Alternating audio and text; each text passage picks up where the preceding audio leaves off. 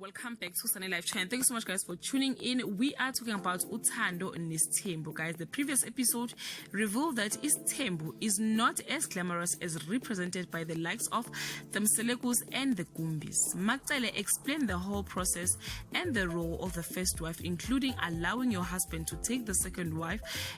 She explained the pain she went through changing her marriage to suit her husband's desire. The episode left fans worried about Mayeni, as much as Mseleku dated her first, but she was married as wife number 3, and that is a thorn in her flesh. Mayeni, guys, is against everything that Maktele is saying about Nesithembu. They asked Mayeni if Mseleku was able to keep all the promises he made before they got married, but she requested not to answer that. Instead, she cried. I don't know, guys, if I'm the only one who noticed that Mayeni is not happy in that polygamy marriage. I am even assuming maybe Mseleku promised her she will be the last wife, but unfortunately Makhumalo and Mangwabe followed him.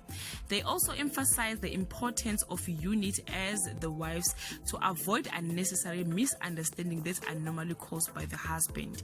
Maktele even shaded Makhumalo that sometimes she sides with Mseleku when everyone is against him, and I feel that is the reason why Makhumalo is not welcomed by Maktele and Mayeni, because they feel she is a hypocrite. Guys, if you decide to enter and there's a kind of marriage, please make sure you understand what you get yourself into.